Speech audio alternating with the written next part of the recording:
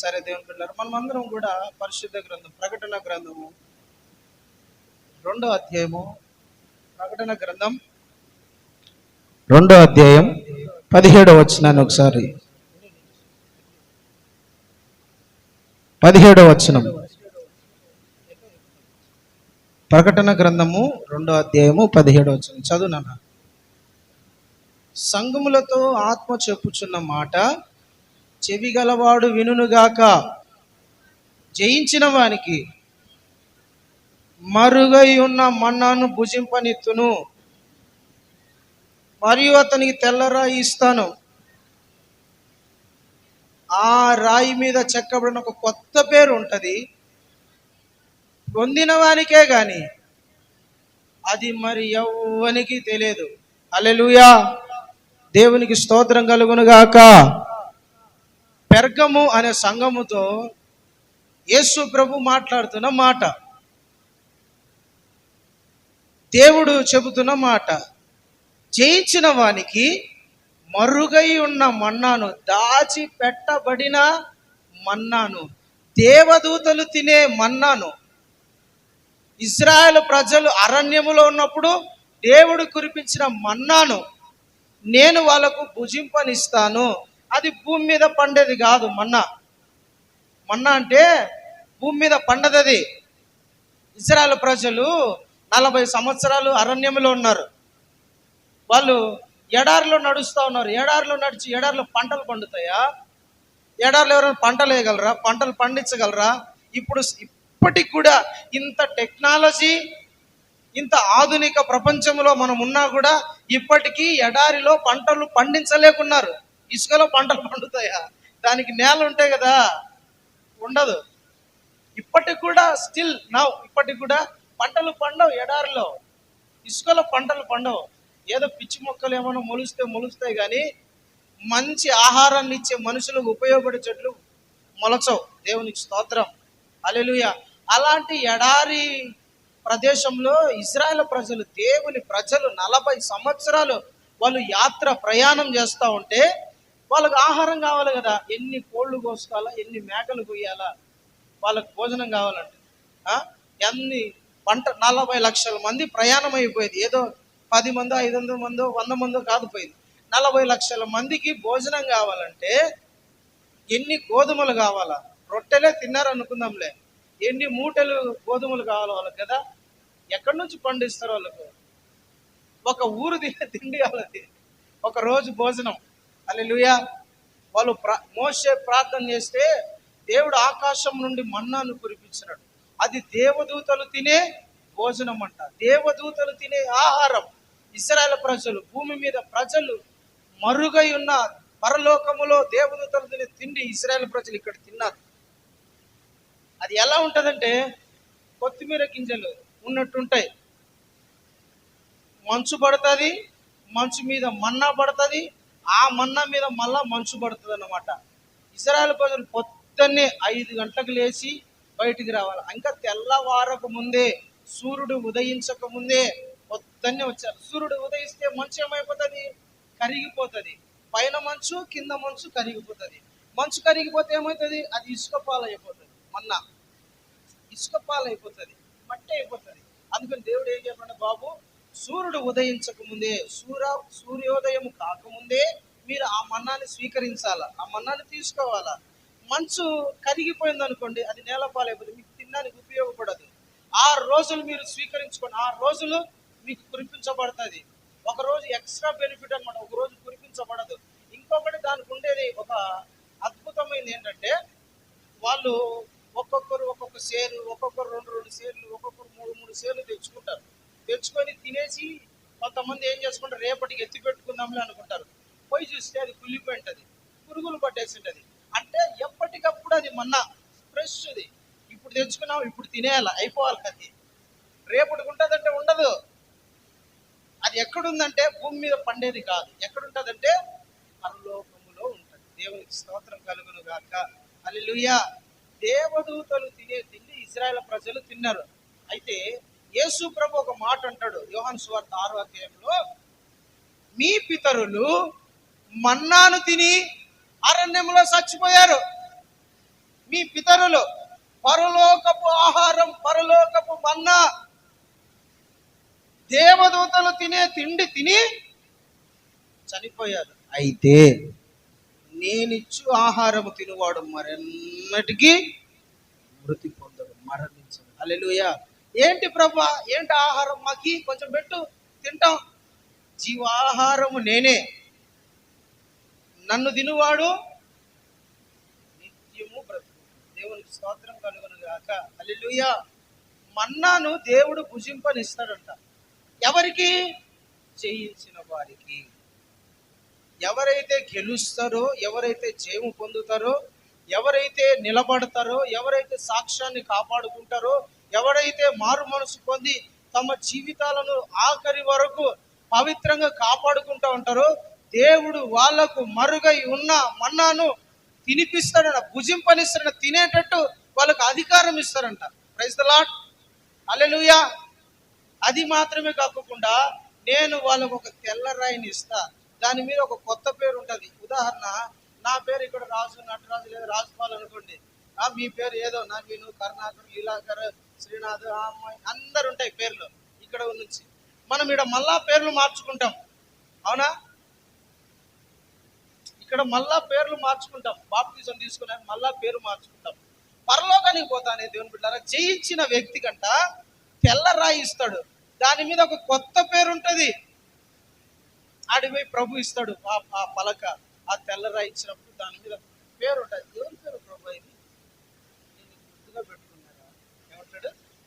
నేను నీకు ముద్దు పేరు, నేను నీకు ముద్దు పేరు పెట్టుకున్నా. దేవునికి స్తోత్రం.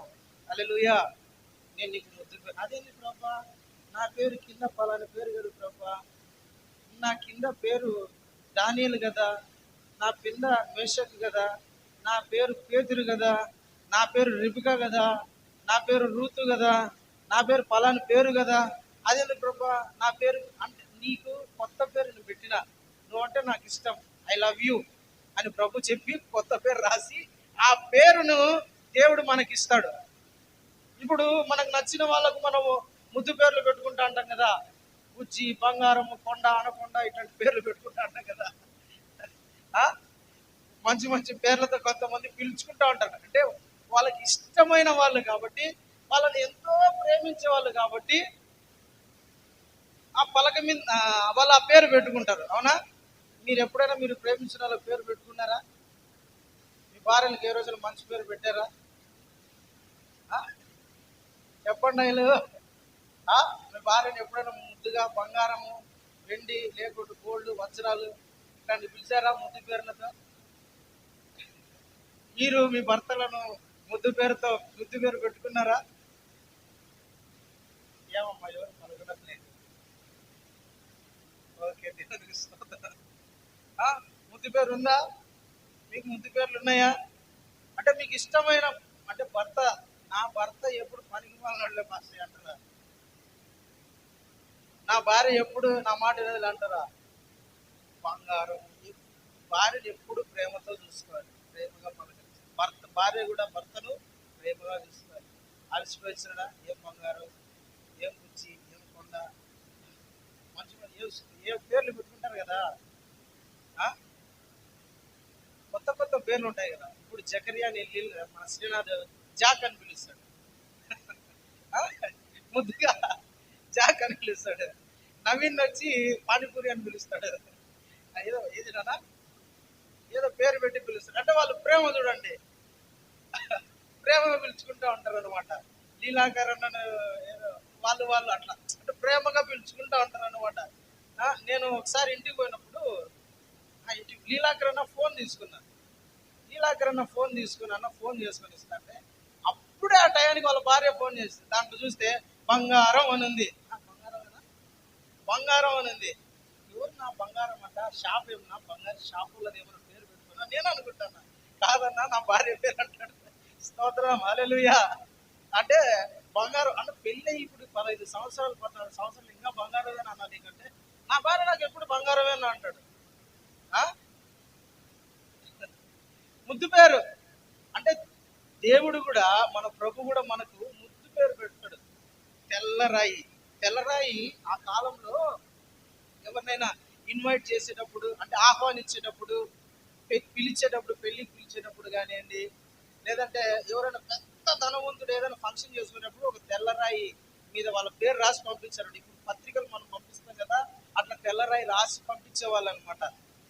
అట్లా దేవుడు మనకు కూడా జయించినప్పుడు ఒక తెల్లరాయి, అది ఇంకా చూసుకోండి, ఈ భూమి మీద నాకు తెలిసిన ఒక ఫ్రెండ్ తాజ్ మహల్ తీసుకొని వచ్చినాడు. ఒకడు తాజ్ మహల్ తీసుకొని వచ్చి అక్కడ పెట్టినాడు. అది అన్ని పాటలు ఉంటాయన్నమాట, తీసి పెట్టేది. నేను తీసి అట్ట పెడతా అంటే అది కింద అట్ట పడి జాగ్రత్త అన్నాడు. దానికి అంత భయపడాల్సిన, అంత అరసాల్సిన అవసరం ఏంటంటే అది పాలరాయిరా, ఎంత కాస్ట్లీ అనుకున్నా అది ఇక్కడ దొరకదురా, అది ఎక్కడో దొరుకుతుంది, చాలా కాస్ట్లీ పెట్టి తెచ్చిన ఏదో ఒక సమాధిని కాస్ట్లీ డబ్బు పెట్టి తెచ్చుకున్నాడట. సమాధి బొమ్మ అతను ఎవరో వాళ్ళ భార్య కట్టుకున్నాడు. నీ భార్యకి ఏదైనా కట్టరా నాయన అందాం అనుకున్నా, కానీ అప్పుడు రాలా. నీ భార్యకి ఏదైనా కట్టునానా, అది ఎంత జాగ్రత్తగా, అది భూమి మీద దొరికే రాయికి అంత విలువ ఉంటే, అంత ప్రేమిస్తే పరలోక రాయి ఎట్లుంటే భూమి మీద ఉండే రాయి అదేమన్నా తెల్ల రాయి. ప్రైజ్ ది లార్డ్, హల్లెలూయా. ఆ రాయిని తీసుకొచ్చి దాని మీద ఒక కొత్త పేరు రాసి, పలాని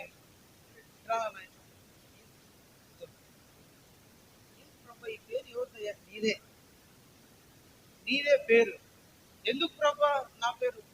భూమి మీద పలాని దాన్ని చేయించావు, నువ్వు భూమి మీద పలాని దాన్ని మీద విజయం పొందావు, నువ్వు భూమి మీద పలాని శరీర కార్యాన్ని చేయించావు, అలాని దాన్ని జయ పొందాను, కాబట్టి ఇదో నిన్ను గణపరచడానికి, నిన్ను నేను ప్రేమిస్తున్నా అనడానికి గుర్తుగా నీకు ఇదిగో తెల్ల రాయిని దాని మీద ఒక కొత్త పేరు. Praise the Lord, hallelujah. అది పొందిన వానికే కానీ మరి ఎవ్వరికి కూడా తెలియదంట.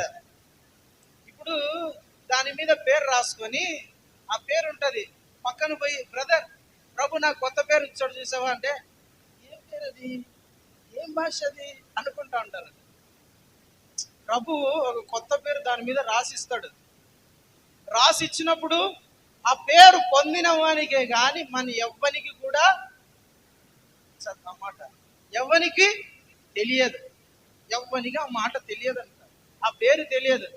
ఉదాహరణ, నా పేరు ప్రభు ఏదైనా ఒక కొత్త పేరు పెట్టింటాడు, నేను తీసుకొచ్చి చూడండి సంఘ బిడ్డలారా, అమలారా, అయ్యలారా అంటే, నాకు ఆ పేరు కనపడటం లేదు, అర్థం కావడం లేదు అయ్యా, ఏదో పిచ్చి గీతలు ఉన్నట్టుండే. మీరు తీసుకొస్తారు, మీరు తీసుకొచ్చి అయ్యా ఫస్ట్ అయ్యా నాకు కూడా ప్రభు ఇదో మంచి ఇదో పేరు ఏదో రాసిచ్చాడయ్యా, ఇది ఈ పలాని పేరు అంట, పలాని అర్థం అంట అంటే, ఏందమ్మా నాకు కనపడడం లేదే ఏంటది చూపి, నాకు అర్థం కాదు, నా పేరు మీకు అర్థం కాదు, మీ పేరు నాకు అర్థం కాదు. అది దేవునికి మనకు మాత్రమే పర్సనల్ పేరు. హల్లెలూయా. యేసు ప్రభు మనకు పర్సనల్ గా పెడతాడు, ఒక స్వీట్ గా, ఒక ప్రేమతో, ఒక లవ్తో. ఎవరికంట? ఈ సంఘంతో అంటున్నాడు ప్రభు, జయించిన వానికి ఇవన్నీ కూడా నేను ఇస్తాను. ఎఫెసీ సంఘముతో ఒకటి జయించాల, ప్రేమ జయించాల. పెర్గమాలో ఉన్న సంఘం అయితే, ఇది స్ముర్నా సంఘం అయితే నీకు కలిగిన దాన్ని గట్టిగా పట్టుకో అని చెప్పాడు. అట్లా ఈ 7 సంఘాలలో, ఇప్పుడున్న సంఘాలలో ఏదో ఒక లోపంతో ఉన్నాయి ఈ 7 సంఘాలు. 7 సంఘాలు ఇప్పుడున్న సంఘాలకు గుర్తు. ఇప్పుడున్న సంఘాలలో ఇవి ఏదో ఒక లోపంతో ఉన్న సంఘమే. ఆ 7 సంఘాలలో ఉన్న బలహీనతలే ఇప్పుడున్న ప్రతి సంఘములో, ఏదో ఒక సంఘములో, ఏదో ఒక విశ్వాసిలో ఏదో ఒక బలహీనత అయితే ఉంది. అవన్నీ సరి చేసుకోవాలి, అవన్నీ సరి చేసుకొని మారు మనసు పొంది జయించాలని ప్రభు చెబుతున్నాడు. దేవునికి స్తోత్రం. ప్రైజ్ ది లార్డ్, హల్లెలూయా. కాబట్టి దేవుని బిడ్డలారా, మనమందరం కూడా జయించాలి, మనమందరము విజయం పొందాలి, మనమందరము కూడా పరిగెత్తాలి ప్రభు కొరకు. అయితే పెర్గమా సంఘము ఏం జయించాలి? నా వైపు చూస్తా వినండి. పెర్గమా సంఘము ఏం జయించాలని ప్రభు చెబుతున్నాడు.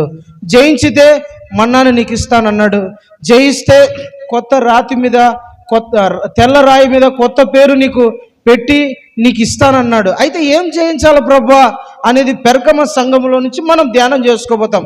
ఇది సంఘానికంటే ఆ సంఘానికనే కాదు, మనలో కొంతమందికి ఎవరికొవరికి బలహీనత ఉండొచ్చు, లేదంటే మన అందరిలో ఉండొచ్చు. అవన్నీ సరి చేసుకోవడానికి ప్రభు మనకు నేర్పుతున్న పాఠమే, ప్రభు మనకు రాసిచ్చిన లేఖనే. ఒకవేళ మనలో ఆ బలహీనత ఉంటే మనం సరి చేసుకోగలం. ప్రభా, నేను ఈ విషయంలో జయం పొందలేకున్నా, నేను ఈ విషయంలో జయించలేకున్నా, నాకు కృపని ప్రభా, నేను జయించగలిగిన కృపని, ఆత్మ బలాన్ని ప్రభాని మనం ప్రార్థన చేసుకోవాలి. అంతేగాని అది ఆ సంఘానికి లేని మనము నిర్లక్ష్యం చేయకూడదు. ఇది మనకు కూడా హల్లెలూయా, హల్లెలూయా. ఎందుకు ప్రభు ప్రకటన గ్రంథం రాపించారంటే సంఘానికి భవిష్యత్తులో ఉండబోయే, అంటే మనకు ఇవి రాపించాడు. ఒకవేళ నీలో ఇవి ఉన్నాయేమో సరి చేసుకో, నీలో ఒకవేళ ఈ బలహీనత ఉందేమో తీసేసుకోవడానికి పోరాడు, అడుగు, నన్ను ప్రార్థన చేసుకో, ఉపవాసాలు ఉండు, ఇది నీలోండి తీసేసుకొని దేవుడు చెప్తున్నాడు. దేవునికి మహిమ కలుగునుగాక. దేవుని బిడ్డలారా, పెర్గమా సంఘం గురించి మనం ఈరోజు ధ్యానం చేసుకుందాం. పెర్గమా అను మాటకి ఏంటంటే గోపురము. ఏంటి అర్థం? గోపురము, లేదంటే మార్గము, దుర్గము అని అర్థం. గోపురం తెలుసు కదా. గోపురం అంటే కోటకు చుట్టూ గోడ ఉంటుంది. ఆ గోడ మీద కొన్ని గోపురాల్లాగా ఉంటాయి, సెక్యూరిటీ గార్డ్స్ ఉండడానికి, సైనికులు ఉండి ఎవరెవరు వస్తున్నారు, ఎవరెవరు పోతున్నారు అని చూసేది ఉంటాయి. అవి దుర్గం అన్నమాట. ఈ పెర్గము అన్న ఆ మాటకు అర్థం ఏంటంటే దుర్గము అని అర్థం, గోపురము అని అర్థం. హల్లెలూయా. ఈ పెర్గములో ఉన్న సంఘానికి ప్రభు రాపిస్తున్న మాట. ఈ పెర్గములో ఉన్న సంఘానికి కాపరి ఎవరంటే అంతియోపియా అనే వ్యక్తి. ఆ అంతియోపియా ఎవరంటే యేసు ప్రభు శిష్యుడు యోహాను శిష్యుడు అంతియోపియా అనే వ్యక్తి ఆ సంఘానికి నాయకుడు, కాపరి, బిషపు. ఆ పెర్గము అనే సంఘానికి.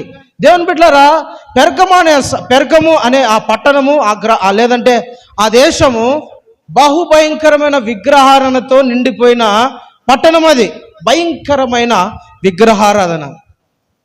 రోమా సామ్రాజ్యం అంతా కూడా ఎక్కువ విగ్రహాలతో ఉంటాయి. విగ్రహారాధన ఎక్కువ రోమా సామ్రాజ్యం. ఐగుప్తు తర్వాత విగ్రహారాధన రెండోది అతి భయంకరమైనది ఏంటంటే రోమా సామ్రాజ్యమే. ఎక్కువ విగ్రహారాధన, బహుభయంకరమైన విగ్రహారాధన జరిగించేది ఫస్ట్ ప్లేస్లో ఐగుప్తు ఉండేది, తర్వాత రోమా సామ్రాజ్యం ఉంది, ఇప్పుడు మన భారతదేశం ఉంది. హల్లెలూయా. ఐగుప్తు సామ్రాజ్యం అంటే మిడతలకు ఒక దేవుడు, మిడతల దేవుడు, కప్పల దేవుడు, పాముల దేవుడు, ప్రతి దానికి ఒక గుడి కట్టేవాళ్ళు, దేవునిగా ఆరాధించేవాళ్ళు. ఎవరంటే ఐగుప్తు దేశంలో ఉండేవాళ్ళు. రోమా సామ్రాజ్యం ఎట్లంటే ప్రకృతిని ఆరాధించేవాళ్ళు. వర్షాన్ని ఒక దేవునిగా, భూమిని ఒక దేవునిగా, తర్వాత సంతానాన్ని ఇచ్చే ఒక దేవతగా, అంటే రకరకాల ఎక్కువ విగ్రహారాధనలతో నిండిపోయిన రోమా సామ్రాజ్యం. ప్రతి పట్టణంలో విగ్రహారాధన ఎక్కువ ఉంటుంది. అయితే వీటన్నిటికన్నా ఎక్కువగా ఉండే ఆ ప్రదేశం, పట్టణం ఏదంటే పెర్గము పట్టణం. పెర్గము పట్టణము బహుభయంకరమైన విగ్రహారాధనతో నిండిపోయిన పట్టణం. దేవునికి స్తోత్రం. అలాంటి పట్టణముతో దేవుడు మాట్లాడుతున్న మాట చూడండి. ప్రకటన గ్రంథము 12వ వచనాన్ని ఒకసారి, 2వ అధ్యాయం 12వ వచనాన్ని ఒకసారి చదవండి. పెర్గములో ఉన్న సంఘపు దూతకి ఇలాగ రాయము, వాడి అయిన రెండంచులు గల ఖడ్గము గలవాడు చెప్పు సంగతులు ఏమనగా. చాలన్నా, దేవుడు తనను తాను ఏమని పరిచయం చేసుకుంటానంటే బిడ్డలారా, యేసు ప్రభు ఆ సంఘముతో పరిచయం చేసుకుంటున్న మాట, వాడి అయిన రెండంచులు గల ఖడ్గము గలవాడు చెప్పు సంగతులు. దేవుడు తనను తాను ఏమని పరిచయం చేసుకుంటానంటే ఖడ్గము లాంటి నేను, కత్తి లాంటి వాడిని. ఏంటి? రెండంచులు గల ఖడ్గం. రెండంచులు అంటే తెలుసా? రెండంచులు యువతల రెండు పక్కల పదునుండేటనమాట. రెండు పక్కల పదునుండే కత్తి రెండంచుల ఖడ్గం అంటారు. రెండంచుల కత్తి, రెండు వైపులా షార్ప్ ఉంటుంది, రెండు వైపులా పదును ఉంటుంది. అలాంటి కత్తి లాంటి బాబు నేను అని ప్రభు తనను తాను పెర్గములో ఉన్న సంఘంతో పరిచయం చేసుకుంటున్నాడు. ఎందుకని ఆయన కత్తితో పోల్చుకుంటున్నాడు? ఎందుకని కత్తితో చెప్పుకుంటాడు, నేను రెండంచుల ఖడ్గం లాంటి కత్తి లాంటి రెండు వైపులా నాకు పదునుంటుంది. ఈ లోకంలో మనం వాడే కత్తి మహా అంటే మన శరీరాన్ని కోయగలదు, లేదంటే కూరగాయలు కోయగలదు, ఇంకా ఏదైనా కత్తిరించగలదు. కానీ దేవుని వాక్యమును ఖడ్గం ఎలాంటిదంటే శరీరమును మాత్రమే కాదు, హృదయమును, అంతరంగమును, ప్రాణమును, ఆత్మను, మూలుగులను, ఆలోచనలను సహితము కోసుకుంటా పోతుందంట. హెబ్రీ పత్రిక 4వ అధ్యాయము 12వ వచనం ఒకసారి చదవండి. మీరు రాసుకోండి, లేదంటే వింటా ఉండండి, అంతేగాని ఎందుకంటే దేవుని వాక్యం సజీవమై బలము గలగై రెండంచులు గల ఎటువంటి ఖడ్గము కంటే వాడిగా ఉండి, చూడండి ఇక్కడ నుంచి నాతో బాగా వినండి, నా వైపు చూస్తా వినండి. ఒకరు చదువుతూ ఉంటారు, నా వైపు చూస్తా వినండి. రాసుకునే వాళ్ళు రాసుకోండి, అంతే. నా వైపు చూస్తా వినండి, నేను ఇంకా చెప్తా ఉంటాను. చదువునానా? ప్రాణము ఆత్మలను కీళ్ళు అంటే కండరాళ్ళు అంటారు కదా, కీళ్ళు, కండరాలు, ఎముకలు, కీళ్ళు, మోకాల కీళ్ళు, ఈ కీళ్ళు అంటారు కదా, ఇవి కీళ్ళు అన్నమాట. ప్రాణము, ఆత్మ, కీళ్ళు. మూలుగంటే ఎముకలలో ఉండే మూలుగు, హృదయంలో మనం మూలుగుతూ ఉంటాం, చూసినావా? మూలుగుతూ ఉంటాం మనం. అర్థమవుతుంది మీకు చెప్పింది? మూలుగుతా ఉంటాం. మూలుగును విభజించు అంటే రెండు వేరు చేసుకుని లోపలికి వెళ్ళిపోయి దూరుచు హృదయము యొక్క తలంపులను. దేని తలంపులు అంట? హృదయము యొక్క తలంపులను, ఆలోచనలను శోధించుచు ఉండును. హల్లెలూయా. సంబంధమైన కత్తి, ఖడ్గము ఎలాంటిదంటే శరీరాన్ని విభజించగలదు, శరీరాన్ని కోయగలదు, ఎముకలని. కానీ దేవుని వాక్యం ఎలాంటిదంటే, దేవుని బిడ్డలారా, ప్రాణము, ఆత్మ, శరీరములను సహా వాటిలో దూరి, దేవుని వాక్యం వాటిలో దూరి ఎముకలను, మూలుగులను, హృదయమును, తలంపులను, దేని తలంపులను, ఆలోచనలను శోధిస్తా ఉంటాయి. దేవుని వాక్యం అంటే దేవుని వాక్యానికి అంత పవర్ ఉంది. ఎవరు ఏం ఆలోచిస్తున్నారో తెలియదు. మన హృదయంలో ఏమనుకుంటున్నాం ఎదుటి వ్యక్తి చూడలేడు కదా, మన ఆలోచనలు ఎదుటి వ్యక్తి పసిగట్టలేడు కదా, మన ఎదుటి వ్యక్తి కనపడవు కదా. కానీ దేవుని వాక్యానికంట అవన్నీ పరిశోధించుకుంటా వెళ్తాయి. ఇది నాకు లోకానికి సంబంధించిందా, ఇది పరిశుద్ధతకు సంబంధించిందా, ఇది పాపానికి సంబంధించిందా, నీతికి సంబంధించిందా, ఇది నీతికి సంబంధించిందా, ఇది వాక్యానుసారంగా ఉందా లేదా అని దేవుని వాక్యం ఎక్కడి వరకు దూరుతుంది? హృదయము, ఆలోచనలు, తలంపులు, ఊహలను కూడా పరిశోధిస్తూ ఉంటుంది. Praise the lord. మనం ఊహించుకునేటప్పుడు కూడా దేవుడు చూస్తాడు. మనం పడుకొని ఏమేమి ఊహించుకుంటానమో, మనం ప్రార్థనలో ఏమేమి ఊహించుకుంటానమో, మన హృదయంలో ఏమేమి అనుకుంటానమో, మన ఆలోచనలు ఏ విధంగా అన్ని ప్రభువుకు తెలుసు. మనము నెక్స్ట్ ఏం ప్లాన్ వేయబోతామో కూడా ప్రభువుకు తెలుసు. హల్లెలూయా. అందుకని ఆయనని ఏమని పరిచయం చేసుకుంటాడంటే, బిడ్డలరా, ప్రియ సంఘమా, నేను రెండంచుల ఖడ్గము లాంటి వాడను, అన్నిటినీ పరిశోధిస్తా, అన్నిటినీ పరీక్షిస్తా, అన్నిటినీ శోధించి ఏం చేస్తావు? శోధించి ఏది కరెక్టు, ఏది కాదు, ఏది మంచి, ఏది చెడు, ఏది తప్పు, ఏది ఒప్పు, ఏది మేలు, ఏది కీడు నీకు చెబుతా. హల్లెలూయా. నీకు చెప్తా.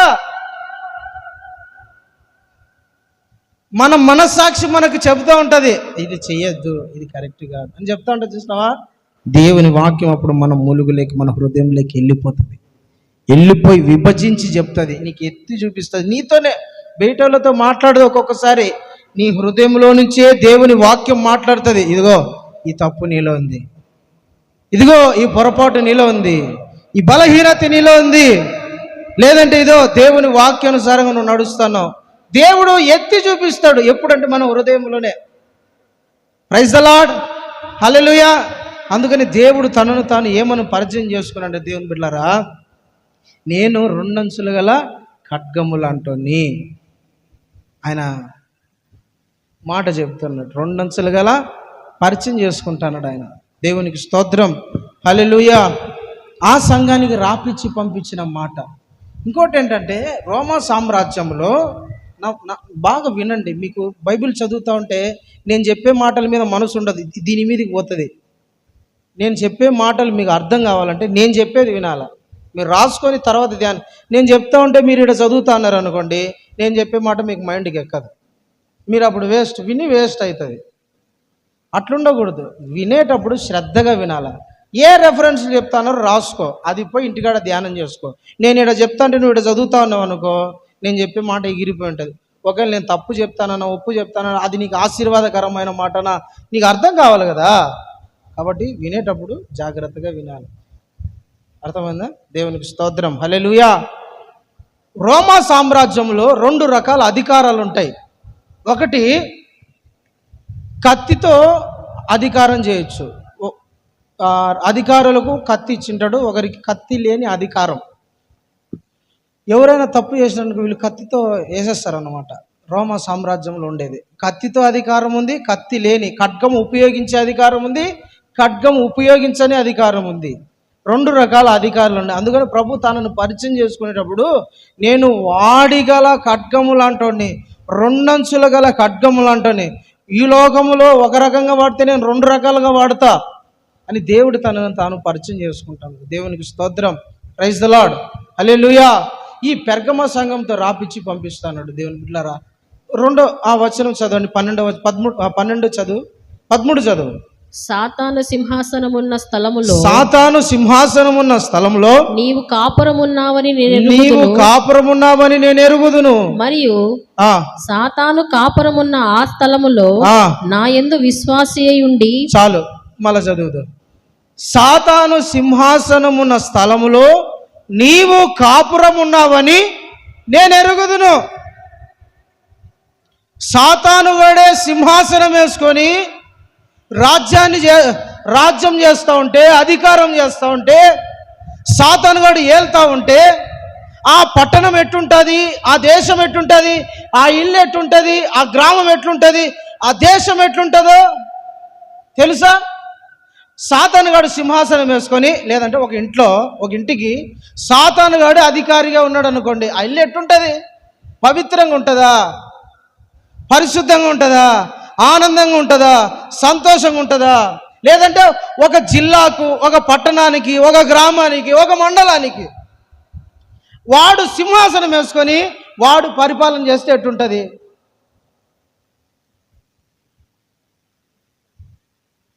ఒక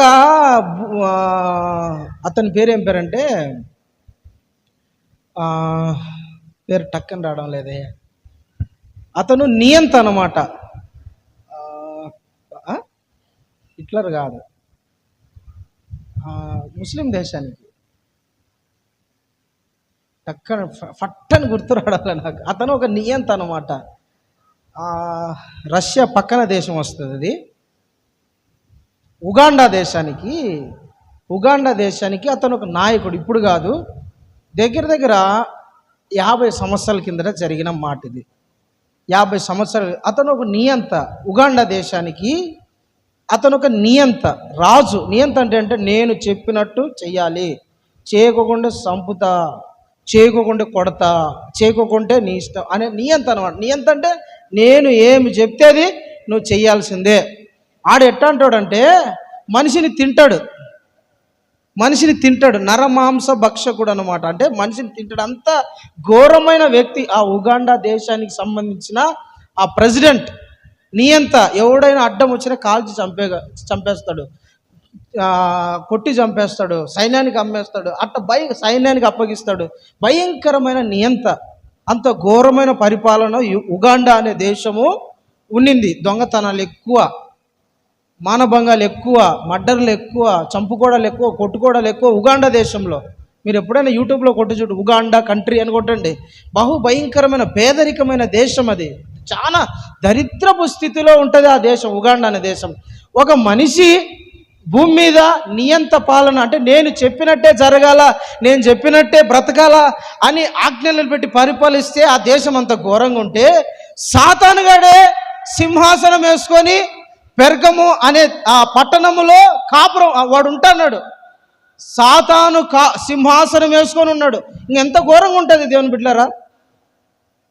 సాతానుగాడు సింహాసనం వేసుకొని ఆ దేశాన్ని పట్టణాన్ని పరిపాలిస్తున్నాడు. వాడు ఎంత భయంకరంగా ఉంటుంది కదా,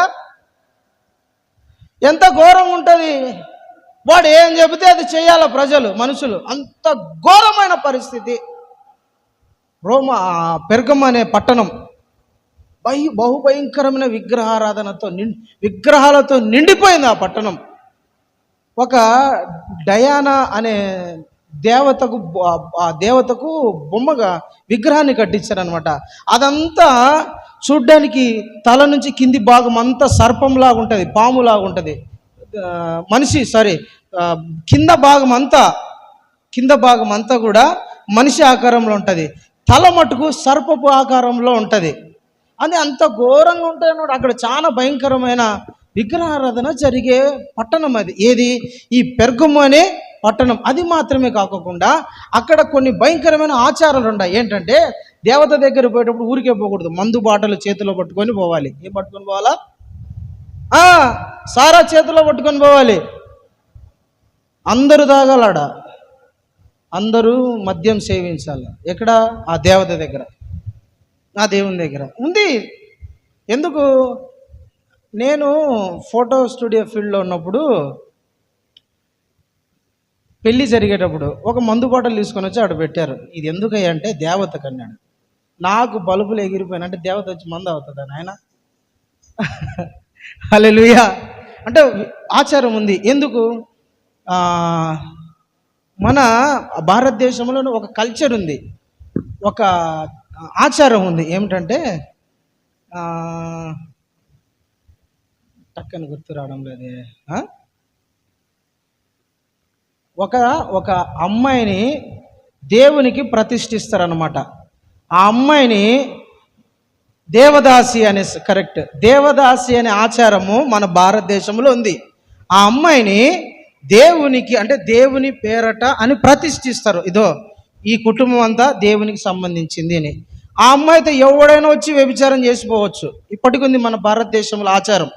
దేవదాసి వ్యవస్థ అనేది ఉంది ఇప్పటికీ మన భారతదేశం, మన ప్రతి చోట్ల ఉంది, చాలా చోట్ల ఉంది. ఎవరైనా రావచ్చు, వ్యభిచారం చేయొచ్చు. ఏమంటే ఆమె దేవత, కోరిక తీరడానికి ఇట్లా చేస్తున్నామంటారు. ఆమెకు ఎవరైనా బిడ్డ పుట్టింది అనుకోండి, మళ్ళీ ఆ అమ్మాయి మెచ్యూర్ అయిన వెంటనే ఆ అమ్మాయికి మళ్ళీ ఈ పనే, ఇంకా వేరే ఏ పని ఉండదు. వాళ్ళని అమ్మాయికులు చేసి ఇట్లా వ్యభిచారం సంబంధమైన చేస్తారు. అట్లా రోమా సామ్రాజ్యం బహుభయంకరమైన విగ్రహారాధనతో నిండిపోయిన పట్టణం. ఘోరంగా ఉండేది ఆ పట్టణం. సాతాను కూడా సింహాసనం వేసుకుని ఉంటే ఇంకెట్లుంటా చెప్పండి. ఆరాధన పేరట పిల్లల్ని చంపడం, బలులు ఇవ్వటం బహుఘోరంగా ఉన్నాయి. చాలా భయంకరమైన పరిస్థితులు ఆ పెర్గమ పట్టణంలో. అలాంటి చోట్ల దేవుడు సంఘాన్ని స్థాపించాడు. హల్లెలూయా, హల్లెలూయా. దేవుడు ఎక్కడ పాపము విస్తరిస్తూ ఉంటుందో కృప అక్కడ అపరిమితంగా విస్తరిస్తూ ఉంటుందంట. అట్లాంటి వాళ్ళను కూడా దేవుడు జ్ఞాపకం చేసుకున్నాడు. అలాంటి వాళ్ళు కూడా దేవునికి కావాలి. అలాంటి చెడిపోయి పడిపోయి పతన స్థితిలో ఉండి బహుఘోరమైన పాపములో ఉన్న వాళ్ళు కూడా దేవునికి కావాలి. దేవుడు వాళ్ళను వదిలిపెట్టాడు, ప్రభు వాళ్ళను మర్చిపోడు. అలాంటి ప్రదేశములో కూడా, అలాంటి పట్టణములో కూడా దేవుడు తన దాసులను పంపించి అక్కడ సువార్త ప్రకటించి అక్కడ ఒక సంఘాన్ని స్థాపించాడు. దేవునికి మహిమ కలుగును గాక. హల్లెలూయా. దేవుడు ఆ పట్టణాన్ని వదిలిపెట్టలా. దేవుడు ఆ పట్టణాన్ని పట్టించుకోకుండా లేడు. ఆ పట్టణాన్ని పట్టించుకున్నాడు. తన దాసుడైన యోహాను పౌలు ద్వారా దేవుడు అక్కడ సువార్త ప్రకటించి అక్కడ సంఘాన్ని ఏర్పాటు చేయించాడు. అనుకూలమైన సమయాలలో, అనుకూలమైన ప్రదేశాలలో అన్నీ బాగున్నప్పుడు సువార్త చేయడం పెద్ద మ్యాటర్ కాదు. అన్నీ బాగున్నప్పుడు నేను దేవుని సేవ చేస్తా, అన్నీ నాకు బాగున్నాయి, నేను బాగున్నప్పుడు సేవ చేస్తా, మంచిది ఏదైనా వచ్చినప్పుడు సేవ చేస్తా, లేదంటే డబ్బు ఉన్న వాళ్ళ దగ్గర సేవ చేస్తా కాదు. ప్రతికూల పరిస్థితుల్లో సేవ చేయడమే దేవునికి ఇష్టమైంది. హల్లెలూయా, దేవునికి స్తోత్రం. ప్రతికూలమైన పరిస్థితులలో దేవుని సువార్తకు ప్రతిష్ఠించుకోవాలి. అన్నీ ఉన్నప్పుడు కాదు, నాకు ఈ ప్రభువా నేను అది వచ్చినప్పుడు సేవకి వెళ్తా, నాకు అప్పులు పోయినప్పుడు సేవకి వెళ్తా, నా బిడ్డకు పెళ్ళి అయినప్పుడు నేను సేవకి వెళ్తా, లేదంటే నాకు మంచి ఉద్యోగం వచ్చినప్పుడు నేను సేవ చేస్తా, నాకు మంచి ఆరోగ్యాన్ని సేవ చేస్తా. ఇది కాదు. బాగా మంచి అక్కడ ఎవరు ఏమనకూడదు. సువార్త కరపత్రం ఇచ్చినా కూడా ఎవడు ఏమనకూడదు. వెంటనే దా లోపల రా, చెప్పు, కూర్చో, ఈరోజే బాప్తీసమి. అట్లాంటి పట్టణాలలోకి దేవుడు పంపిడు. బహుఘోరమైన విగ్రహారాధన జరిగే పట్టణం. యవనస్తులారా, దేవుడు మిమ్మల్ని అభిషేకించాడు, దేవుడు మిమ్మల్ని పిలుచుకున్నాడు, దేవుడు మిమ్మల్ని ఏర్పరచుకున్నాడు, సంఘంలోకి మిమ్మల్ని ఆహ్వానించాడు. మీరేం చేయాలా? ఎక్కడ విగ్రహారాధన, ఎక్కడ పాపము జరుగుతుందో, ఎక్కడ దేవునికి వ్యతిరేకమైన కార్యాలు జరుగుతున్నాయో అక్కడికి వెళ్ళి దేవుని సువార్త ప్రకటించి అక్కడ సంఘాన్ని నా ద్వారా దేవుడు స్థాపించాలన్న ఆశ మనలోకి రావాలి. నేను ప్రతిష్ఠించుకుంటా ప్రభా, నేను సమర్పించుకుంటా, అంత ఘోరమైన ప్రదేశాలలో నీ సువార్త ప్రకటిస్తా ప్రభా, మరణానికి ఎదురెళ్తా ప్రభా, నన్ను నిలబెట్టుకొని వాడుకో అని ప్రభువు ప్రతిష్ఠించుకోవాలి. హల్లెలూయా, దేవునికి స్తోత్రం. అన్నీ ఉన్నప్పుడే సేవ కాదండి, అన్నీ ఉన్నప్పుడు కాదు. ప్రతికూల పరిస్థితులలో కూడా దేవుని కొరకు నిలబడాలి. కఠినమైన పరిస్థితులలో దేవుని కోసం నిలబడాలి. ప్రభు సేవ కొరకు నిలబడాల. విగ్రహాల అంత భయంకరమైన ఆచారాల మధ్య కూడా సంఘాన్ని స్థాపించాడు. నిన్ను దేవుడు వాడుకుంటాడు, నిన్ను దేవుడు ఉపయోగించుకుంటాడు. నువ్వు పోయి నిలబడాలంతే. అక్కడ ఏ పరిస్థితులు ఉన్నాయో నీకు అనవసరం, ఎంత ఘోరంగా ఉందో నీకు అనవసరం. నువ్వు నిలబడాల. ప్రభా, ఇంత ఘోరమైన పట్టణంలో ప్రదేశంలో నేను నిలబడతానా, నాకు ఈ పట్టణం కావాలా ప్రభా, ఈ గ్రామం కావాలయ్యా, ఈ గ్రామం నాకు కావాలి ప్రభా. భయంకరమైన వ్యభిచారంతో నిండిపోయింది, కావాలి ప్రభా, ఈ పట్టణమే నాకు కావాలి. స్టూవర్ట్ అనే ఒక ఇంగ్లాండ్ నుంచి మిషనరీ వచ్చి, దొంగలు ఉంటారు భయంకరంగా, దొంగతనం చేయడంలో వాళ్ళకు మించిన ఎక్స్పర్ట్స్ లేరు. భారతదేశంలోనే వాళ్ళు దొంగతనంలో ఆరితేరిన వాళ్ళు, అంత గొప్పగా దొంగతనాలు చేస్తారు. ఏ పోలీసు వాళ్ళు వచ్చినా ఎవరు వచ్చినా కూడా ఎంత నిఘా పెట్టినా కూడా ఎప్పుడు దొంగతనం చేస్తారో ఎప్పుడు పోతారో తెలియదండి, అంత ఆరితేలిన వాళ్ళు. అలాంటి పట్టణంలోకి వచ్చి ఒక మిషనరీ సంఘాన్ని స్థాపించిపోయాడు. ఇప్పుడు ఆ ఊరికి పేరేంది? స్టూవర్ట్పురం. దొంగల ఊరది, ఊరంతా దొంగలతో ఉన్నది. ఒక్కడొచ్చినాడు, ఒక వ్యక్తి. ఎవరు? ఒక్క వ్యక్తి వచ్చి పట్టణాన్ని, గ్రామాన్ని మార్చి వెళ్ళిపోయాడు. హల్లెలూయా, హల్లెలూయా. దేవుడు మనల్ని ఎన్నుకున్నాడు, పిలుచుకున్నాడు, ఏర్పరచుకున్నాడు. ఎందుకోసం? గ్రామాలు నీకు అప్పగించాలని, పట్టణాలు నీకు అప్పగించాలని, కుటుంబాలు నీకు అప్పగించాలని, దేశం నీకు అప్పగించాలని, కొంతమంది వ్యక్తులను పాపములో నుంచి విడిపించాలని దేవుడు నిన్ను ఎన్నుకున్నాడు. హల్లెలూయా. నాకు అన్నీ ఉన్నప్పుడు పోతలే ప్రభా, నాకు అన్నీ ఉన్నప్పుడు చేసుకుంటాలే ప్రభా కాదు. సువార్త ప్రకటించాలా, ఆత్మల కోసం భారం కలిగి ఉండాలా, నశించిపోయి వాళ్ళ దగ్గరికి వెళ్ళాలని రక్షించాలన్న ఆశ కావాలి. అలాంటి ప్రజల కోసం దేవుడు వెతుకుతా అన్నాడు. ఈ గ్రామానికి వెళ్తారేమో, ఈ గ్రామానికి వెళ్తారేమో. ఇదో ఆ గ్రామంలో ఒక్క విశ్వాసి కూడా లేడు, పక్కనే ఉండే ఒక విశ్వాసి కూడా లేడు ఆ గ్రామాలలో. అక్కడికి వెళ్తాడేమో చూద్దాం, అక్కడికి వెళ్తుందేమో చూద్దాం, ఇంకా వెళ్తుందేమో, ఆ పట్టణం ఇంకా దర్శిస్తుందేమో, ఆ గ్రామానికి ఇంకా ప్రభు చూస్తూ ఉంటాడు. భయంకరమైన పాపము ఉన్న గ్రామాలు ఎన్నో ఉన్నాయి. ఆ గ్రామాలకు వెళ్ళి నా బిడ్డ సువార్త ప్రకటించి వాళ్ళని రక్షిస్తాడేమో అని ప్రభు చూస్తూ ఉంటాడు. అలాంటి భయంకరమైన గ్రామాలలో, పట్టణంలోకి దేవుడు తన దాసులను పంపించి ఒక సంఘాన్ని స్థాపించాడు. దేవునికి స్తోత్రం, హల్లెలూయా. బహు భయంకరమైన విగ్రహారాధన బహుభయంకరమైన ఆచారాలు, సాంప్రదాయాలు, భయంకరమైన వీటి మధ్య దేవుడు తన రాజ్యాన్ని విస్తరింపజేశాడు. తన రాజ్యాన్ని అక్కడ నిలబెట్టాడు. తన రాజ్యాన్ని అక్కడ కట్టాడు. ఎక్కడ దేవుని కొరకు ప్రతిష్ఠించుకొని వాళ్ళని దేవుడు వాడుకుంటాడండి. దేవునికి మహిమ కలుగును గాక. హల్లెలూయా, హల్లెలూయా. అంత బహుఘోరమైన విగ్రహారాధనలో దేవుడు సంఘాన్ని స్థాపించుకొని నిలబెట్టుకొని ఆ సంఘాన్ని నడిపిస్తూ వస్తున్నాడు. ఆ సంఘాన్ని నిలబెట్టుకున్నాడు. ఆ సంఘాన్ని దేవుడు ఆశీర్వదించాడు. ఆ సంఘాన్ని దేవుడు బలపరిచాడు. ఆ సంఘాన్ని దేవుడు వాడుకుంటున్నాడు. ఆ సంఘములో ఉన్న బిడ్డల్ని దేవుడు నడిపిస్తున్నాడు. దేవుడు మిమ్మల్ని కూడా పిలుచుకున్నాడు. దేవుడు మిమ్మల్ని కూడా తన సేవకు ఏర్పరచుకున్నాడు. దేవుడు మిమ్మల్ని కూడా కొంతమంది ఆత్మలు రక్షించుకోవడానికి మిమ్మల్ని రక్షించాడు. కాబట్టి ఈ ఆశ కలిగి ఉండాలి. దేవునికి స్తోత్రం, హల్లెలూయా. బాగా విశ్వాసంలో సాగిపోతున్న సంఘం. ఇప్పుడు ఒక్కొక్కరు ఒక్కొక్క సాంప్రదాయంలోంచి వచ్చారు. ఒక్కొక్కరు ఒక్కొక్క కట్టుబాట్లలో నుంచి వచ్చారు. కొందరు విగ్రహారాధనలోంచి వస్తే, కొందరు వేరే వేరే కులాల, కొందరు వేరే వేరే రకరకాల దాంట్లో నుంచి ఇప్పుడు మనం ఒక సంఘంగా ఇక్కడ కూడుకొని ఉన్నాం. అట్లనే ఆ కాలంలో పెర్గము అనే దాంట్లో సువార్త వినటం వలన, యేసు ప్రభు గురించి సువార్త వినటం వలన కొంతమంది రక్షించబడ్డారు, మారు మనసు పొందారు. సంఘంగా ఒక చోటుకు వచ్చి కూడుకుంటా ఉన్నారు. సంఘంగా వచ్చి కూడుకుంటా కొంతమంది విస్తరిస్తూ ఉన్నారు. ఈరోజు 10 మంది, ఒక నెలకు ఒక 50 మంది, ఇంకొక 2 నెలలకు ఒక 30 మంది, అట్లా దగ్గర దగ్గర ఒక సంఘముగా పెద్ద గుంపుగా అయిపోయింది. అప్పుడు ఏమైందంటే దేవుని పిల్లరా, లోకములో వ్యాపారము తగ్గిపోయింది. ఏం తగ్గిపోయింది? వ్యాపారం తగ్గిపోయింది. విగ్రహారాధన జరిగే చోట వ్యాపారం బాగుంటుంది. అన్ని ఆచారాలు జరిగే చోట వ్యాపారం బాగుంటుంది. అది సంఘములైనా ఎక్కడైనా సరే, అన్ని ఆచారాలు జరిగే చోట వ్యాపారం బాగుంటుంది. గుర్తుపెట్టుకునే అన్నమాట, వ్యాపారము బాగుంటుంది.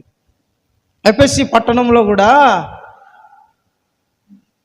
అర్తమీ దేవి అనే బొమ్మలను చేసి అమ్మేవాళ్ళంట. పౌలు వచ్చి సువార్త చేశాడు. 7 రోజులు సువార్త చేస్తానే బొమ్మలు కొండం మానేసినారు. అంతా మానేశారు. ఈయనకి రోజు ఎగబడి ఎగబడి ఎగబడి ఎగబడి కొనేవాడు ఈగలు తోలుకుంటున్నాడు. ఇట్లా బొమ్మలు తుమ్ము కొట్టుకుంటున్నాడు. ఇట్లా ఏందిరా, ఎవరు రాలే? ఎన్ని రోజులైంది పౌలు ఆ పట్టణం లేకపోయి అంటే? వారం రోజులు, 7 రోజులైందంటే. 7 రోజుల్లో కితలాడే ఆ షాపు ఉన్నటువంటి జనాలు తగ్గిపోయినారు. 2-3 కొనుక్కుంటాడు, మిగతా ఆయన తుడుచుకుంటాడు దుమ్ము పడితే. ఏందిరా జనాలు ఎవరు రాలే? ఏరా పని ఉన్నాయి, ఏరా ఏమైందిరా మనోళ్ళు ఎవరు రావడంలే, ఏమైందిరా? పండగలకు ఏమన్నా ఊర్లకు పోయారు? పండగలు కూడా లేవే. హాలిడేస్ ఏమన్నా వచ్చినాయా?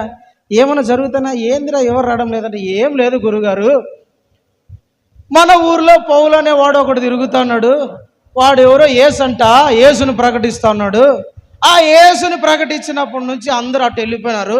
ఇటు ఎవరు రావడం లేదయ్యా, మన వ్యాపారం తగ్గిపోయిందయ్యా అనేసరికి ఎవరు రావడం మా బిజినెస్ని లాస్ చేసింది. ఇప్పుడు క్రైస్తవుల మీద ఎందుకు ఎదురు తిరుగుతా అంటే, ఇప్పుడు మారు మనసు పోదు, తాగుడు మానేస్తాలే, తాగుడు మానేస్తే వానికి వ్యాపారం పోదు, సినిమాలు మానేస్తే వానికి వ్యాపారం పోదు, మోసాలు చేస్తే వానికి పోదు. క్రైస్తవుడు ఇప్పుడు ప్రభుని నమ్ముకుంటే తాగుడు పోతాడు, తాగుడు మానే. వైన్స్కి పోయి ఎవడు కొంటాడు? ఒక 100 మంది మానేసి ప్రభుని నమ్ముకుంటే ఏమవుతుంది?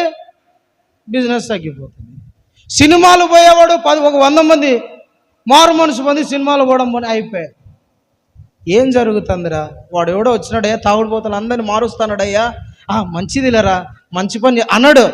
అమ్మో బిజినెస్ పోతాను, తాగే వాళ్ళని తాగనీయకోకుండా ఈడెవడో వచ్చి యేసుప్రభుని ప్రకటిస్తున్నాడంట. మందు మానేయమంటున్నాడు, సిగరెట్లు మానేయమంటున్నాడు, గుట్కాలు మానేయమంటున్నాడు, సినిమాలు పోవడం మానేయమంటున్నాడు, అల్లరి చిల్లరగా తిరగడం మానేయమంటున్నాడు, జూదాలు మానేయమంటున్నాడు, దొంగతనాలు మానేయమంటున్నాడు, ఇవన్నీ మానేయమని చెప్తున్నాడు. కాబట్టి ఈయన మీద ఏదో ఒకటి చేసి నీ తన్నో తరిమో కొట్టో సంపో మళ్ళీ మన బిజినెస్ మనం తెచ్చుకోవాలరా అనుకుంటారు. అక్కడ జరిగింది అదే.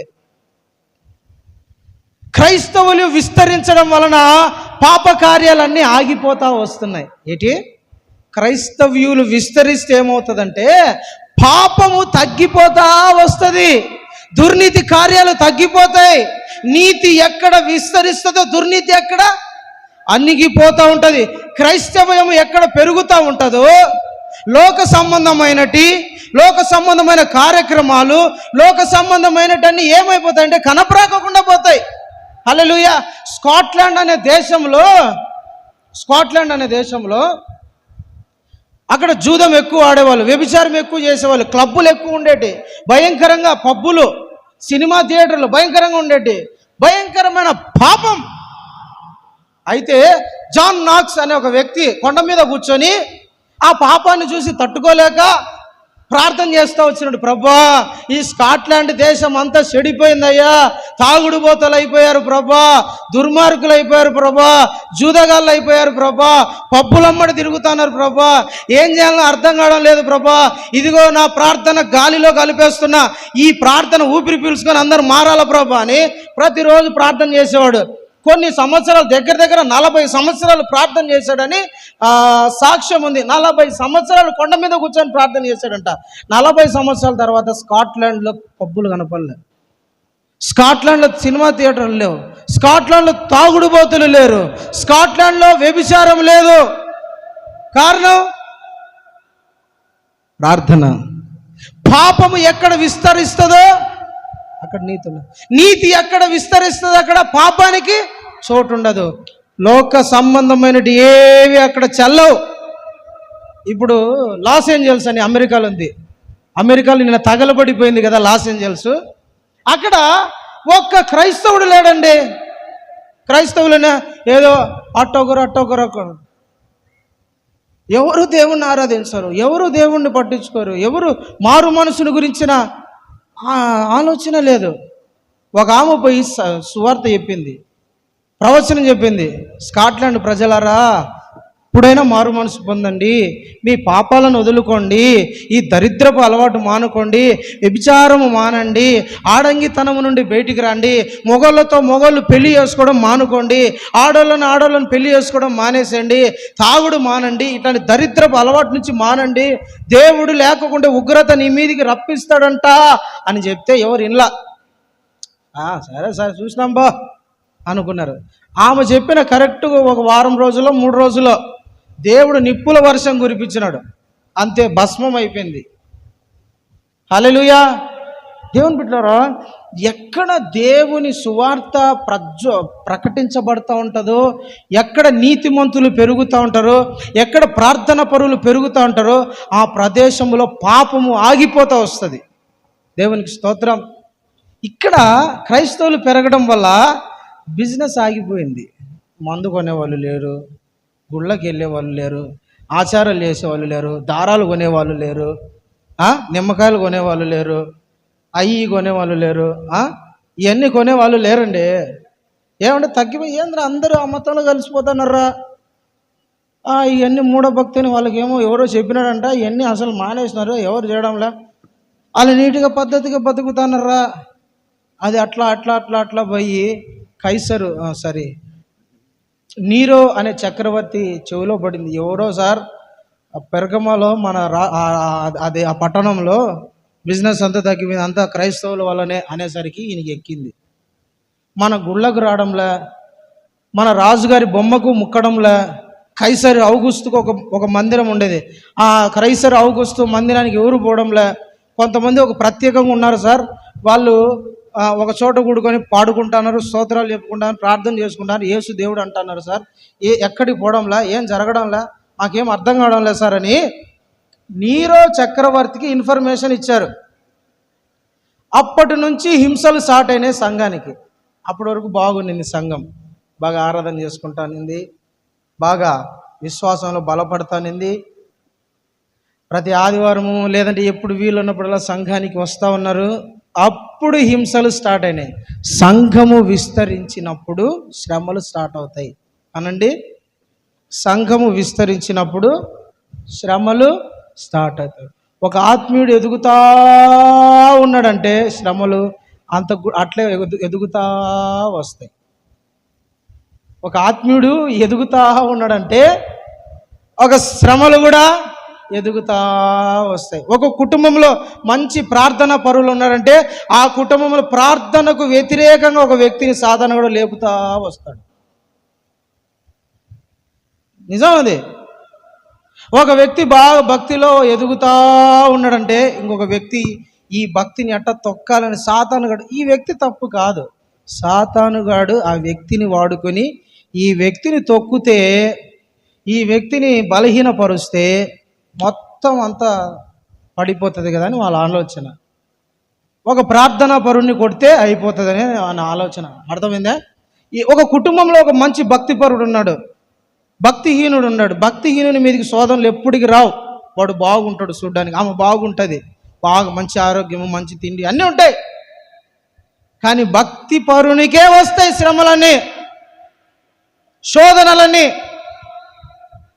అట్లనే ఈ పెర్గమ అనే సంఘము బాగా ఆత్మీయంగా ఎదుగుతూ ఉన్నప్పుడు శ్రమలు స్టార్ట్ అయినాయి, శోధనలు స్టార్ట్ అయినాయి. ఇప్పుడు కొంతమందికి శోధనలు వస్తూ ఉంటాయి, రకరకాల శోధనలు రకరకాలుగా ఉంటాయి, రకరకాల శోధనలు. మనం వచ్చిన ఆచారంలో నుంచే, మనం మొదట వచ్చిన ఆచారంలో నుంచే మళ్ళా కొందరు ఆచారంలోకి లాగుతారన్నమాట, మనల్ని లాగేస్తారు ఆచారంలోకి రమ్మని. మనం వచ్చింటాం ఆచారంలో నుంచి, మళ్ళీ ఆచారంలోకి మనల్ని లాక్కపోవడానికి మనల్ని శోధిస్తూ ఉంటారు. హల్లెలూయా, హల్లెలూయా, దేవునికి స్తోత్రం. విగ్రహ సంబంధమైన దాంట్లో నుంచి, అన్య ఆచారాల సంబంధమైన వాటిలో నుంచి, ఈ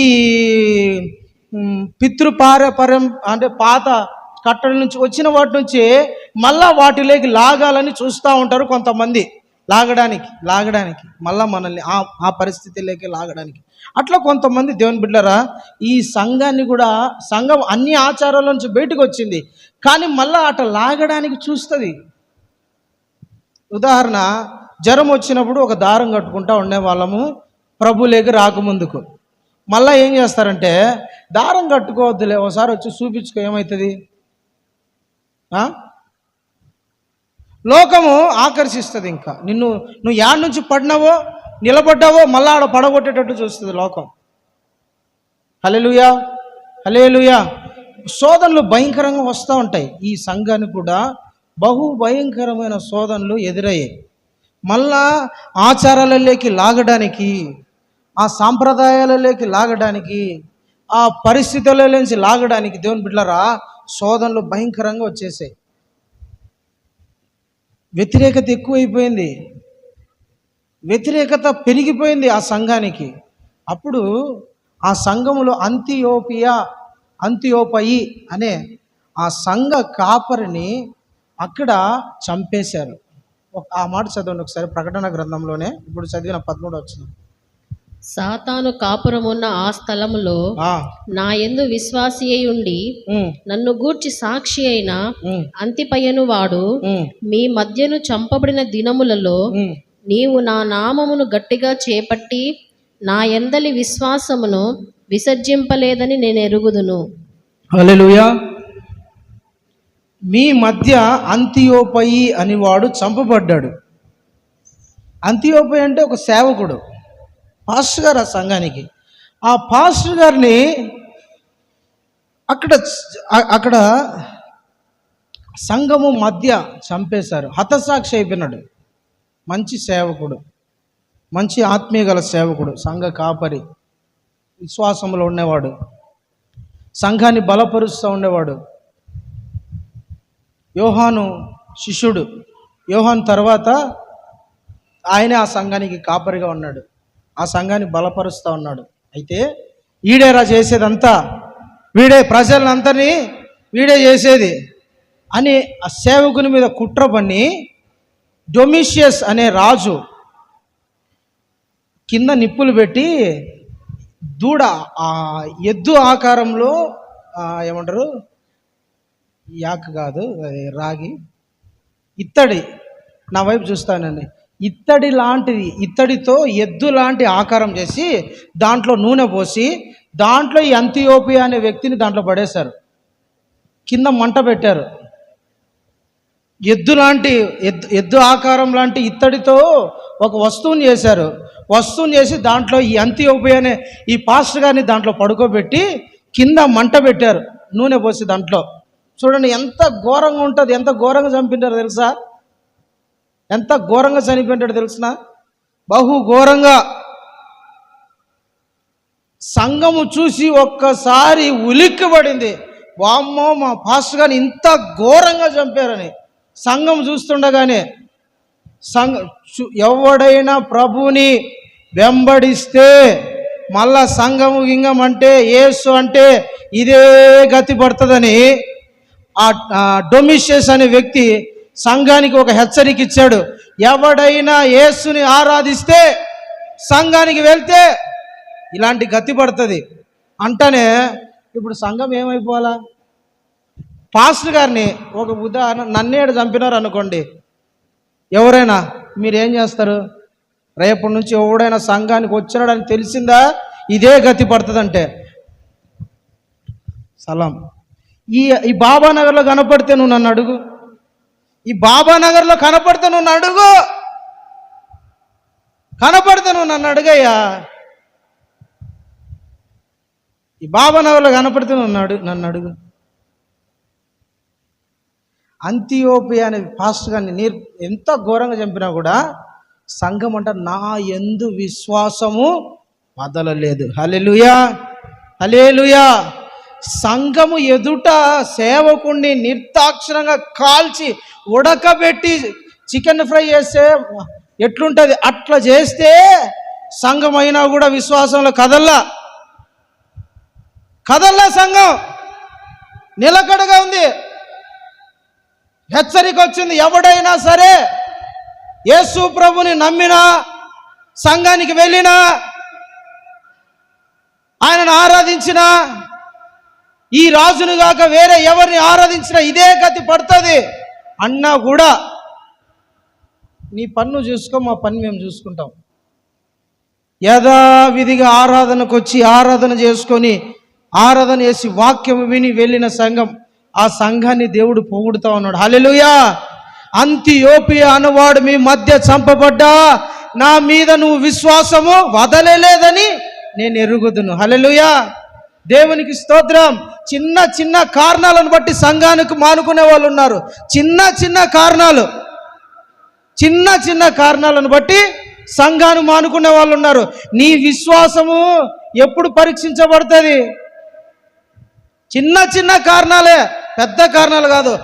పెర్గమ సంఘ విశ్వాసులు సేవకుడు చంపినాడు, అలాంటి అల్టిమేటం జారీ చేసిన ఎవడైనా సంఘానికి వస్తే ఇదే గతి పడుతుందని చెప్పినా కూడా వాళ్ళ విశ్వాసం కదలలా. హల్లెలూయా. కదలలేదండి విశ్వాసం. నోట్లో స్వరం కూడా తగ్గకూడదు. యేసే దేవుడు, మేము ఆరాధనకు రాకోకుండా మానం, ఆయనను స్తుతించకుండా ఉండలేం, మా ప్రాణం పోయినా సరే. ఏందో చిన్న కష్టం వచ్చినట్టు నాకు ప్రభు ఏం చేయలే. వీళ్ళు సాతానుని జయించలేరు కానీ దేవుణ్ణి శోధించే వాళ్ళు ఎక్కువైపోయినారు క్రైస్తవంలో. సాతాన్ని ఎదిరించలేరు కానీ దేవుణ్ణి శోధించుతారు. సాతాన్ని జయించలేరండి, దేవుణ్ణి శోధించడం ఎక్కువ కొంతమంది. పెర్గమ సంఘం అట్ట నిలబడింది. మా సేవకుని చంపితే మేము వెనకడిగేస్తామా? మా సేవకుడు లేకుండా పోతే మేమేమైనా ఆరాధించకుండా పోతామా? అస్సలు కాంప్రమైజ్ ఉండదు. స్వరము కూడా తగ్గకూడదు. హల్లెలూయా, హల్లెలూయా. స్వరము కూడా తగ్గకూడదు. చిన్న కారణాలు బట్టి పోవడం కాదండి దేవుని బిడ్డలారా, నిలబడాలట విశ్వాసంలో. అప్పుడు అంటాడు దేవుడు, జయించిన వానికి మర్రుగై ఉన్నాను పూజింపనిస్తాను, అతనికి తెల్ల రాతిని ఇదిగో దాని మీద కొత్త పేరు నీకు ఇస్తానంటాడు. దేవునికి మహిమ కలుగును గాక, దేవునికి స్తోత్రం కలుగును గాక. హల్లెలూయా. అట్లే నిలబడింది సంఘం. ఎన్ని శ్రమలు వచ్చినా, శోధనలు వచ్చినా. ఏందన్నా ఇప్పుడు ఈ మధ్య ఎక్కువ శ్రమల గురించి చెప్తానని మీరు అనుకోవచ్చు. శ్రమలకు నిలబడి ఉండాలి సంఘం, శ్రమలకు తట్టుకొని ఉండాలి సంఘం. శ్రమలను చూసి భయపడుకోకూడదు, శ్రమలను చూసి అధైర్యపడకూడదు. శ్రమలను చూసి, పోరాటాలను చూసి మన విశ్వాసం బలహీన పడకూడదు. చిన్న చిన్న నీ సాక్ష్యము, నీ విశ్వాసము, నీ ఆరాధన, నీ ఆత్మ నడిపింపు, ఇవన్నీ ఎప్పుడు తెలుస్తాయంటే ఈ శ్రమలు వచ్చినప్పుడే, ఈ శోధనలు వచ్చినప్పుడే తెలుస్తాయి. హల్లెలూయా, హల్లెలూయా. దేవుణ్ణి ఒక శిఖరపు స్థాయి అట్లా తీసుకుపెడతాడు. శోధనలు వచ్చినా నువ్వు నిలబడాలి. ప్రైజ్ ది లార్డ్, హల్లెలూయా. ఇంకా చాలా ఉంది సంఘం గురించి చెప్పడానికి, అయితే సమయం లేదు. 3 అవుతుంది చెప్పాలంటే, చెప్పుకుంటా పోతే. కానీ అంత ఓపిక మీరు వినలేరు, నాకు చెప్పే ఇది కూడా లేదు. దేవునికి స్తోత్రం కలుగును గాక. హల్లెలూయా. సగమే చెప్పా, సగమే. ఇంకా 4-5 వచనాలే ఉన్నాయి, ఇంకా అంతవరకు రాలా. కాబట్టి దేవుని బిడ్డలారా, మీరు విశ్వాసంలో నిలకడగా ఉండాలండి. ఒక మాట చూపించి నేను ముగిస్తా. అపోస్తుల కార్యాలు 14వ అధ్యాయం, మీరు ఆ మాట చదవండి, ఇంకా ముగించుకుందాం. అపోస్తుల కార్యాల గ్రంథము 14వ అధ్యాయము 22వ వచనం చదవండి. శిష్యుల మనుషులను దృఢపరచి విశ్వాసమందు నిలకడగా ఉండవలెననియు అనేక శ్రమలను అనుభవించి మనము దేవుని రాజ్యములో ప్రవేశింపవలెననియు వారిని హెచ్చరించిరి. హల్లెలూయా. చూడండి దేవుని బిడ్డలారా, అపోస్తలుడైన పౌలు గారు శిష్యులతో చెప్తున్నాడు ఈ మాట. మనం అనేక శ్రమలను అనుభవించి మనము దేవుని రాజ్యములో ప్రవేశించవలనని మనము దేవుని హెచ్చరించారంట. అనేక శ్రమలను అనుభవించి, ఇప్పుడు మనకేం శ్రమలు రాలే, దేవునికి స్తోత్రం, సంతోషం, ఆనందం. మనం ఇప్పుడు మనకేం శ్రమలు లేవు. ఉన్నాయా? ఎవరికైనా శ్రమలు వచ్చినాయా? ఇబ్బందులు వేరు, శ్రమలు వేరు. మళ్ళా గుర్తుపెట్టుకోండి, ఇబ్బందులు వేరు, శ్రమలు వేరు, హింసలు వేరు. ఇబ్బందులు ఉంటాయి, శ్రమలు ఉండవు. శ్రమలు ఉంటాయి, హింసలు తక్కువ కొంతమందికి. ఇబ్బందులు వేరు, శ్రమలు వేరు, హింసలు వేరు. మ్యాక్సిమం పీపుల్స్ ఇబ్బందులలో ఉంటారు. అంటే ఏంటి? డబ్బు లేక, సరైన వసతులు లేక, సరైన ఇది లేక ఉంటారు. ఇది ఇబ్బందులు. అవునా? సరిగ్గా అన్న ఫీజు అప్పులు ఉన్నాయన్నా, లేదంటే ఏదో కష్టం ఉందన్నా, ఇది ఇబ్బందులు. శ్రమలు అంటే ఏంటో తెలిసిన దేవుని బిడ్డలారా, ప్రభుని నమ్ముకున్నందుకే కొట్టించుకోవడం, ప్రభుని నమ్మినందుకే వెలివేయబడ్డం, ప్రభుని నమ్మినందుకే ఆకలి దప్పులు ఉండడం, శ్రమలు ఉన్నందుకే ఊర్లో నుంచి వెలివేయబడ్డం, ఇది శ్రమలు. ఈ ఎవరు అనుభవించాలా? నాకు తెలుసు, 1-2 అనుభవించి ఉండొచ్చు అంతే. ఆ స్థాయికి ఇంకా ఎవరు రాలా. హింసలు అనుభవించారా? కొట్టించుకొని, చంపించుకొని, రక్తం గారెంతగా నన్ను కొట్టారు, అది హింసలు. ప్రభు నమ్మినందుకు ఆరాధన నేను ఈరోజు పోకోకుండా ఉండలేను అన్నందుకు కొంతమంది కొడతారు. భర్త కన్నా నీకు ఆరాధన ఎక్కువ, సైతాన్నా, ఆరోగ్యం కన్నా ఎక్కువ అని కొట్టేవాళ్ళు కొందరు ఉంటారు. అది హింస, శ్రమలు. అలాంటి స్థితి ఎవరికి రాలే, ఇంకా ఎవరికి. అయితే సంఘాన్ని హెచ్చరిస్తున్నాడు ఏంటంటే, సంఘమా, మనము అనేక శ్రమలు అనుభవించిన మీదట దేవుని రాజ్యంలో ప్రవేశిస్తాం. ప్రభువుని నమ్మితే శ్రమలు వస్తాయి. ఎందుకు రావాలా శ్రమలు? ఎందుకు రావాలా కొట్లాటలు? ఎందుకు రావాలా హింసలు? ఎందుకు రావాలా అని డౌట్ వస్తుంది ఎవరికైనా. ప్రభువుని నమ్మితే హింసలు రావాలనా? ప్రభువుని నమ్మితే కష్టాలు రావాలనా? ప్రభువుని నమ్మితే శ్రమలు రావాలనా? ఎందుకంటే మనం లోకంలో నుంచి ప్రత్యేకంగా ఉన్నాం కదా. లోకంలో నుంచి ప్రత్యేకించబడ్డాం మనం.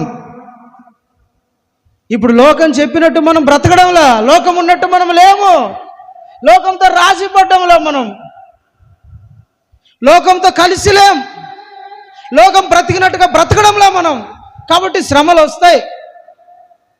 లోక సంబంధమైన వ్యక్తులు బ్రతకమన్నట్టు మనం బ్రతకడం లేదు. కాబట్టే మనకు శ్రమలు. వాళ్ళతో బతుకు, వాళ్ళు తాగమంటే తాగు, వాళ్ళు తినమంటే తిను, వాళ్ళు మొక్కమంటే మొక్కు, వాళ్ళు చేయమంటే చేయి. నీకు శ్రమ వస్తుందేమో నన్ను అడుగు. వాళ్ళు ఏది చెప్తే అది చేయి. నీకు శ్రమ వస్తే నన్ను అడుగు. ఒక తాగుడు పోతానికి, వానికి వాడు చెడిపోతాడు, తాగుతాడంటే వానికి 100 రూపాయలు తీసుకుపోయి ఇస్తారు. రోడ్ల మీద పొల్లుతా అంటాడు వాడు.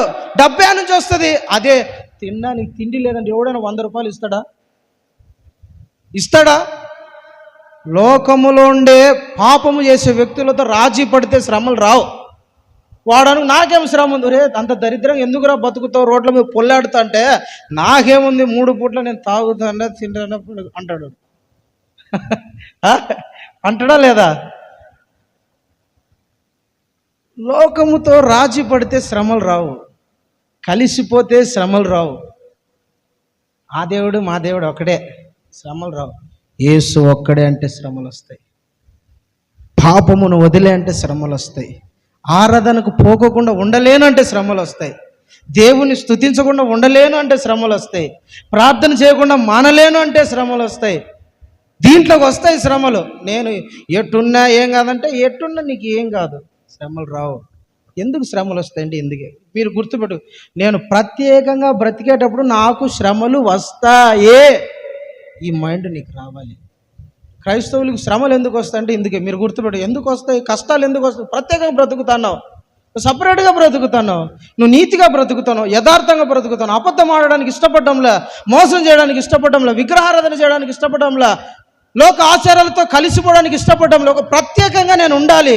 లోకములో నేను ఒక సపరేట్గా, ఒక పరిశుద్ధమైన వ్యక్తిగా, నీతిగల వ్యక్తిగా, దేవుని మార్గమును చూపించే వ్యక్తిగా, లోకానికి నేను వెలుగుగా ఉండాలనుకుంటాను. కాబట్టి నీకు శ్రమలు వస్తాయి. ఇది గుర్తుపెట్టుకోండి. దేవునికి స్తోత్రం. అయితే మనకి ఇంతవరకు శ్రమలు రాలే, హింసలు రాలే, దేవుని బట్టి రాలే. మనం చేసుకునే దాన్ని బట్టి వచ్చి ఉండొచ్చు, దేవుని బట్టి రాలే. ఒకవేళ వచ్చినా నిలబడాలని మీకు చెబుతున్నా ఈ మాటలు. వచ్చినా నిలబడాలి, ప్రభు కొరకు వచ్చినా నిలబడాలి. అంతియోపియా సంఘం పెర్గమ సంఘము నిలబడింది, హింసలలో శ్రమలలో నిలబడింది, ప్రభు కొరకు నిలబడింది. అంత భయంకరమైన విగ్రహార సంబంధమైన దాంట్లో కూడా ప్రభు కొరకు సేవ చేసింది, విశ్వాసంతో నిలబడింది. సేవకుడు చనిపోయినా కూడా, సేవకుడు చంపబడ్డా కూడా, హెచ్చరిక వచ్చినా కూడా, అయినా కూడా కథలని విశ్వాసంతో నిలబడి ఉన్నారు ఆ సంఘం. అలాంటి విశ్వాసం మనందరికీ ఉండేటట్టు దేవుడు కృప చూపునుగాక. ప్రభు మీద అంత విశ్వాసం మనము కలిగి ఉందుముగాక. లోకములో ఒక ప్రత్యేకమైన వైరాగ్యము గల జీవితము మనమందరము జీవించుదుముగాక. దేవుడు అట్టి కృప మనకును, మన కుటుంబానికి, సంఘానికి ప్రభు దయచేయునుగాక. ఆమేన్, ఆమేన్, హల్లెలూయా. అందరం మోకరించుదాం, ప్రార్థన చేసుకుందాం.